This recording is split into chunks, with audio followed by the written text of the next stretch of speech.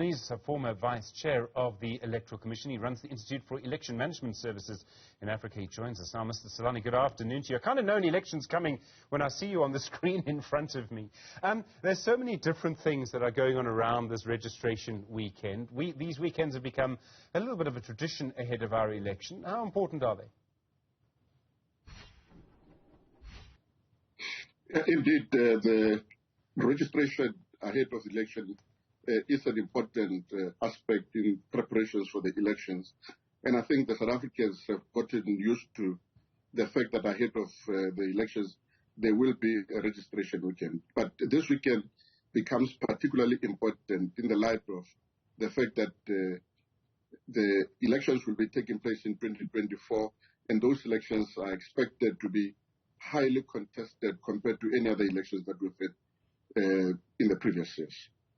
They must also be useful for the Electoral Commission. I imagine they help the Electoral Commission know how many people are going to vote in a particular place, how many people are registered. They can almost perhaps work out turnout based on registration numbers.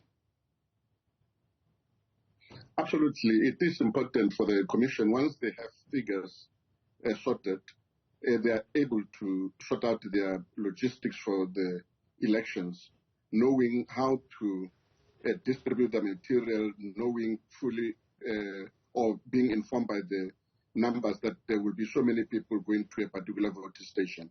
And therefore, it is a very important aspect in terms of preparations for the elections, particularly the logistics, as well as in terms of appointment of electoral staff, knowing how many people would actually be at the voting station. And when you get to a registration station, what actually happens? How do you need to behave? You really, if you're a political party, you're allowed to be outside the station, but you can't be in the station. Rules like that. Absolutely. You can't be within the perimeter of a voting station if you are a political party. There are normally spaces that would be allocated for political parties to set up their tables and chairs, but they should not actually be within the parameters of the parameter of a voting station. The only people who would be allowed within the parameters of the voting station would obviously be the party agents as well as election observers. And, I mean, when you look at the actual situation, registering to vote should be a quick process, should be quick to see if to check if you're registered as well. It should be a quick process, largely because the majority of people are already there on the voters roll. So you don't expect big numbers or numbers bigger than the people who are already registered to be turning out at the voting station level. And also the electoral staff of the Commission have been doing this for quite some time.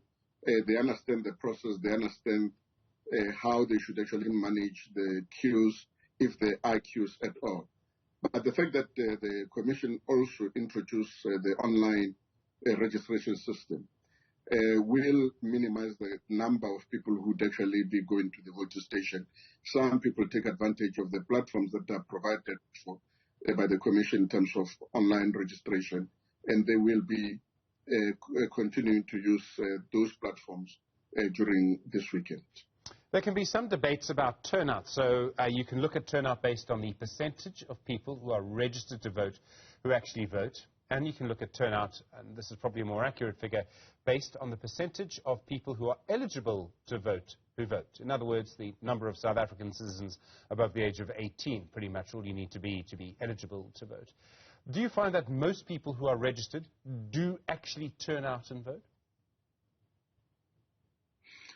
Well, if you look at the figures from the last elections in 2019, only 66% of people who are registered participated in the elections.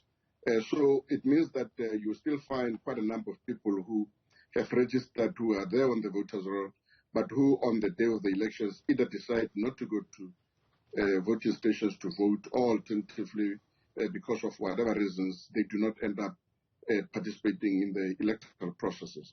So it becomes important for the Commission as well as political parties to continue to incite and mobilize people to participate firstly during registration, but secondly, to make sure that those who are registered do go to a voting station on the day of the elections to go and cast their votes. And a lot's going to sort of be different this time around because we expect a different ballot paper. We may have independents on the ballot for the first time. We may, in fact, have a 2-page ballot paper. Are you a bit worried that voting is actually becoming a bit more complicated than what we're used to? Yeah, voting is becoming a bit more complicated, particularly because more and more political parties are getting registered, and then more individuals will now be participating in the electoral process. But I think the fact that there are some mechanisms that have been put in place to try to cap the number of participants through either a deposit or the signatures that are required to participate in the elections, that will, make sure that only those who really want to participate in the process participate during these elections.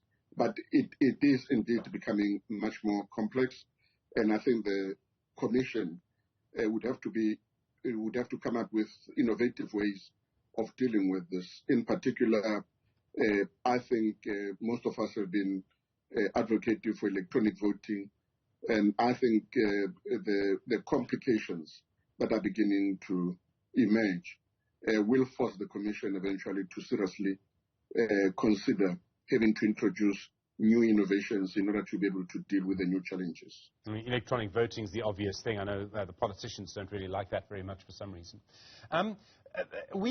Everyone keeps saying next year's elections are important, but Mr. Tselane, as you know, there's a very high percentage of people who say they won't vote or aren't interested in voting. How do we convince people to vote? And I sometimes wonder if maybe people don't quite realize how important a signal spoiling your ballots can actually be. It is very important because the Commission, obviously, during the elections or after the elections, they also look at the number of the spoiled ballots, and then they use that also to try to find ways of actually getting more people to participate. And because this information is shared with the political parties will also begin to understand the kind of things that make people not to participate in the electoral processes. If they use the information provided by the Commission. But I think the elections for 2024 will be even more important, particularly because, as we have seen the trends in the past, increasingly the days of one dominant political parties are almost over. And I think everybody is beginning to think that they can make a difference and one vote can make a difference, or even if you are just one political party with one seat, you can still make a difference in terms of determination of the leadership for the country. Tselane, thank you. Former Vice Chair of the Electoral Commission, now runs the Institute for Election Management Services in Africa.